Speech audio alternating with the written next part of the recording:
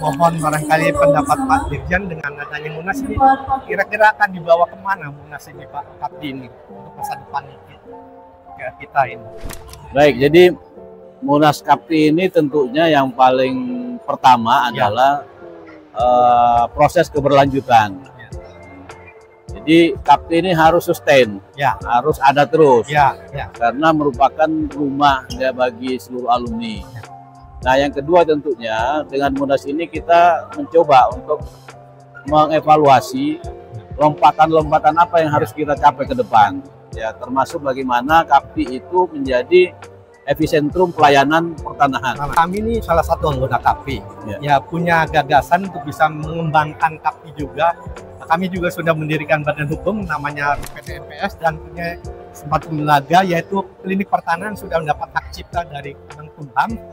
Mohon arahan, kami sudah bisa menjaring dalam jangka waktu 60 hari sudah bisa menjaring Pak user atau viewer itu sebanyak 700.000 viewer. Ini kan harus kita tangani dengan baik. Artinya supaya ada kolaborasi antara Kapti dengan kami di swasta sudah dapat hak paten dari kita. Oke, jadi klinik pertanahan saya rasa itu bagus sekali. Tapi nanti kita bagaimana maintain viewer itu menjadi sebuah data yang bisa kita kelola menjadi artificial intelligence. Jadi semakin banyak menggunakan, semakin banyak nanti database untuk artificial intelligence. Gitu. Jadi nanti mungkin suatu saat karena sudah terlalu sering dipertanyakan itu dan sudah dijawab, itu AI-nya bisa lebih jalan lebih bagus. Cepat. Sebagai contoh aja masalah waris Pak, dalam jangka waktu kurang lebih nggak sampai 20 hari sampai melonjak 500.000. Masalah waris berarti masih masyarakat masih perlu informasi yang sebenarnya sederhana gitu. Kan masyarakat nggak tahu gitu loh Pak. Gitu loh.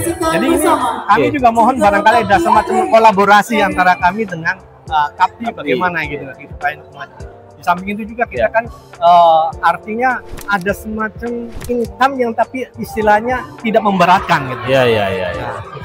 Biasanya kan trial dulu.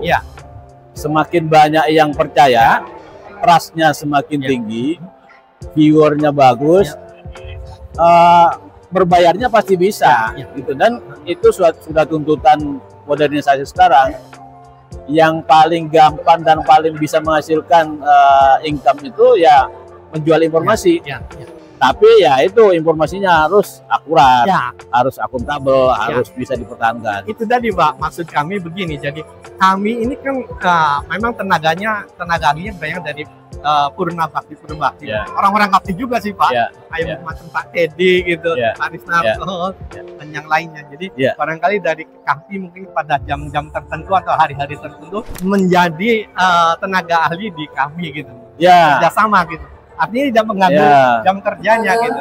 Harus ada kolaborasi memang antara generasi muda dengan old generation ya. Jadi karena pengetahuan tentang keilmuan ini kan berkembang terus, tidak stuck, tidak ada stagnasi terkait dengan keilmuan. Jadi generasi muda yang ada di Kapti bisa menambah, mengupdate aturan-aturan itu. Ya jangan sampai aturannya sudah nggak kepake, masih disampaikan di situ gitu. Oke, terima kasih Pak. Itu Pak. Selamat ya, sukses. Selamat Pak, mudah-mudahan sukses Pak.